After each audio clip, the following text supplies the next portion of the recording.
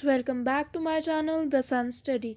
Friends, मैं आ गई हूँ एक नई वीडियो के साथ। So please subscribe the channel and like the video and please comment also. So let's begin. Friends, आज का हमारा टॉपिक है केमिस्ट्री का third chapter, atoms and molecules. ये है एक बेसिक वीडियो जिसमें मैं आपको बताऊंगा कि एटम्स क्या होते हैं और मॉलिक्यूल्स क्या होते हैं और इनके बारे में कुछ और चीज़ें। तो लेट्स बिगिन। फ्रेंड्स, सबसे पहले हम इसमें देखेंगे कि एटम होता क्या है। The smallest particle of element which can take part in a chemical reaction is known as atom. मतलब कि इसको एटम एक ऐसा पार्टिकल है, जब हम किसी भी मैटर को डिवाइड करेंगे तो उसकी जो सबसे स्मॉलेस्ट यूनिट होगी जिससे हम उसके आगे डिवाइड नहीं कर सकते, उसे हम एटम कहेंगे। ये सिंपल वर्ड्स में इसका आंसर है। तो जैसे कि हमारे अराउंड जितना भी मैटर है, जैसे हमारा कबर्ड है, बेड है, एक्सेट्रा एक्सेट्रा, इन सब को अगर हम केमिकल रिएक्शन के थ्रू डिवाइड करना शुरू करेंगे या फिर इनको माइक्रोस्कोप के अंदर देखेंगे तो हमें पता चलेगा कि इसके अंदर स्मॉल स्मॉल पार्टिकल्स होते हैं जिन्हें हम फर्दर डिवाइड नहीं कर सकते, उन्हें हम एटम कहेंगे। तो एटम आगे चलकर मॉलिक्यूल बनाते हैं, लेकिन इससे पहले हम देखेंगे कि एटम की डायग्राम क्या है और एटम क्या क्या कंसिस्ट करता है। फ्रेंड्स, ये आपके स्क्रीन के ऊपर एटम की सबसे बेसिक डायग्राम है। जैसे कि आप देख सकते हैं कि ये एक सर्कुलर फॉर्म में है, क्योंकि ये सर्कल होते हैं इसीलिए इनका एक परफेक्ट शेप होता है। जैसे कि आप देख सकते हैं, ये जो बाहर की तरफ ग्रीन कलर के बॉल्स हैं इन्हें हम इलेक्ट्रॉन कहते हैं और ये नेगेटिवली चार्ज होते हैं। जो इसका न्यूक्लियस है, एटम का जो सेंटर पॉइंट होता है, जैसे कि सेल में सेंटर पॉइंट होता था उसे हम न्यूक्लियस कहते थे, उसी तरह एटम के सेंटर पॉइंट को भी हम न्यूक्लियस कहेंगे। जो एटम का न्यूक्लियस होता है वो दो चीज़ों से बना होता है, एक होता है प्रोटॉन और एक होता है न्यूट्रॉन। जो प्रोटॉन्स होते हैं वो पॉजिटिवली चार्ज होते हैं और जो न्यूट्रॉन्स होते हैं वो उनमें कोई चार्ज नहीं होता, इसलिए हम उन्हें न्यूट्रॉन्स कहते हैं। अब इसके बाद हम पढ़ेंगे कि एटम का ग्रुप जब मॉलिक्यूल बनाता है तो मॉलिक्यूल की डेफिनेशन क्या है और उसकी डायग्राम क्या है।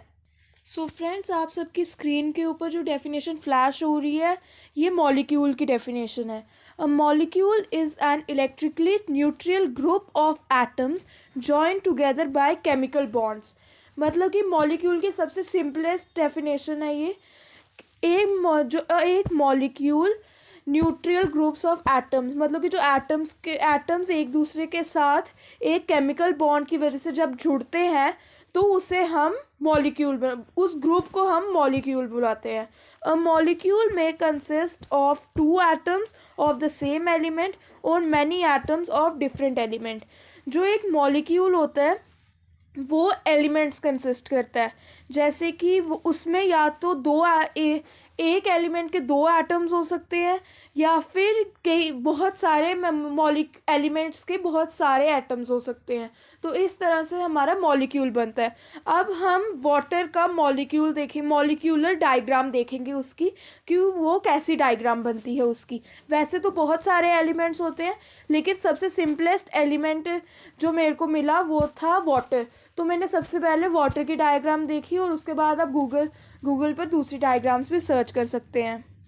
फ्रेंड्स, आप सबके सामने वाटर की डायग्राम, वाटर का जो एलिमेंट होता है उसके मॉलिक्यूलर डायग्राम है। जैसे कि आप देख सकते हैं, हमारा वाटर का फॉर्मूला होता है H2O। मतलब कि उसके अंदर हाइड्रोजन यानी कि H के दो मॉलिक्यूल्स होंगे और ऑक्सीजन यानी कि O का एक मॉलिक्यूल होगा। तो जैसे कि आप देख सकते हैं कि यहाँ पर H के दो स्मॉल सर्कल्स बने हुए हैं और जो O है उसका एक लार्ज सर्कल बना हुआ है। तो इस तरह से हमारा H2O का फॉर्मूला बनता है और वो एक मॉलिक्यूल की शेप लेता है। जो हमारा H हाइड्रोजन है वो पॉजिटिव है इसमें, और यहाँ पर जो ऑक्सीजन है वो नेगेटिव है। तो हाइड्रोजन और ऑक्सीजन H2O, इसलिए हम इसे वाटर का फॉर्मूला होता है H2O। So thank you friends for watching this video. अभी मैं इसका जल्दी ही पार्ट सेकंड पे बनाऊंगा जिसमें हम इस चैप्टर को फर्दर पढ़ेंगे। So if you like the video so please press the like button and do comment and also subscribe the channel, ताकि मैं अगर कोई नई वीडियो डालूँ तो आपको उसकी नोटिफिकेशन सबसे पहले आ जाए। Thank you so much.